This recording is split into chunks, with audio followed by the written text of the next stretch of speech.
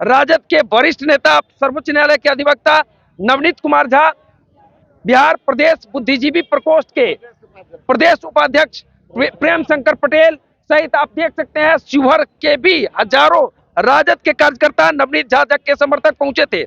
क्या कहेंगे आज के कार्यक्रम को लेकर? तेजस्वी यादव बड़ी उत्साहित थे। देखिए, समर्थक तेजस्वी जी के पहुंचे थे, राजद के समर्थक पहुंचे थे, लालू जी के समर्थक पहुंचे थे। ये कार्यक्रम बहुत अच्छा है, बहुत अच्छी पहल है। उन्होंने सबका नंबर लिया है। अब होता है कि हम लोग तो कभी भी जाके मिल लेते हैं उनसे, कार्यकर्ता कभी कभार पटना जा पाते हैं, तो बहुत अच्छी बात है कि गाँव में आए कार्यकर्ताओं से मिले और उनकी बातों को सुना। और अब रही बात, चुनाव है अगले साल 25 में, अक्टूबर नवंबर में चुनाव जब होगा तो बिहार की आम आवाम जो है तेजस्वी यादव की सरकार बनाने जा रही है, इसमें कोई शक शुबा नहीं है।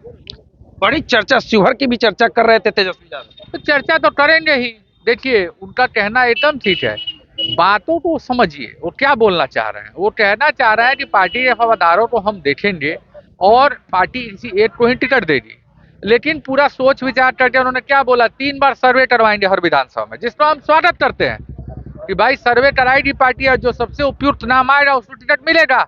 तो सही बात है, लोगों की जुबान पे जो नाम होगा उसी को मिलेगा ना। तो हम तो चाहते हैं ऐसा हो, पार्टी सर्वे कराए, पार्टी टिकट दे और सबसे उपयुक्त टिकट मिलेगा, उसको हम लोग हर विधानसभा सीट से शिवहर सीतामढ़ी जिताने का काम करेंगे। 14 तारीख खरमास के बाद कुछ बिहार में उल्टा पलटा होने का भी नहीं, देखिए ऐसा नहीं, कुछ उल्टा पुल्टा नहीं होने वाला। नीतीश जी प्रेशर पॉलिटिक्स करते हैं, भाजपा पे प्रेशर पॉलिटिक्स बनाते हैं, प्रेशर बनाते हैं कि तेजस्वी यादव जी हमारे साथ आ रहे हैं, खबरें प्लांट करते हैं वहां पे कि भाजपा उनको और मुख्यमंत्री कुछ दिन रहने दे। अब रहा सवाल कि मुख्यमंत्री ना भाजपा बनाती है, ना प्रधानमंत्री जी बनाते हैं, ना नीतीश जी बनाते हैं, मुख्यमंत्री बिहार की जनता बनाती है। तो बिहार की जनता 25 में मुख्यमंत्री बनाएगी तेजस्वी यादव जी को। आप लिख लीजिए, तेजस्वी यादव जी ने आज बहुत अच्छी बात कही, मेरी सरकार आएगी तो 30 साल तक कोई उसको हटा नहीं सकता है। तो अगर आएगी तेजस्वी सरकार तो होगी गरीबों की सरकार, वो भी कितने साल तक, 30 साल तक।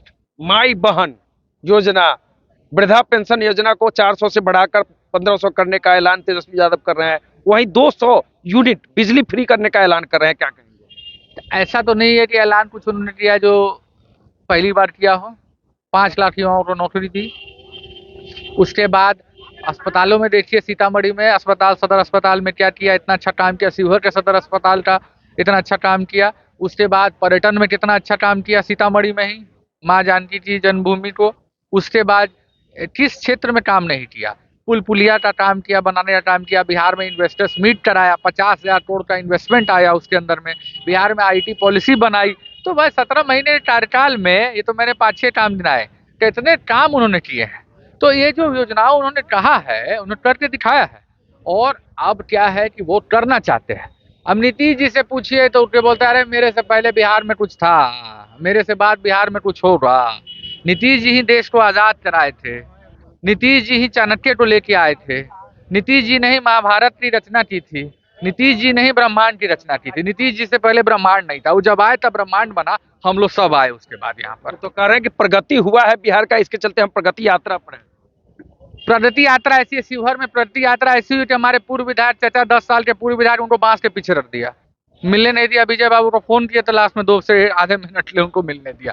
ये प्रगति यात्रा है। पूछ लीजिए लोगों से, कहाँ लोगों से मिले, बांस के पीछे लोगों को रख दिया। मतलब आनंद में भी 15 में लवली आनंद जी, आनंद मोहन जी, चेतन आनंद, यही 3 लोग हैं पूरे शिवहर में, मध्य जिला में या रीडा में। चीनी मिल में देखा आपने क्या हुआ, 3 मिनट में चले गए, 3 मिनट में चले गए। और हमारे यहाँ के सांसद के साथ क्या हुआ वहां पर, आपने भी देखा क्या हुआ, कहाँ उनको खड़ा किया गया था। ज्यादा हम नहीं बोलेंगे इसके बारे में। तो ये सब अब चलिए, आगे क्या कहेंगे?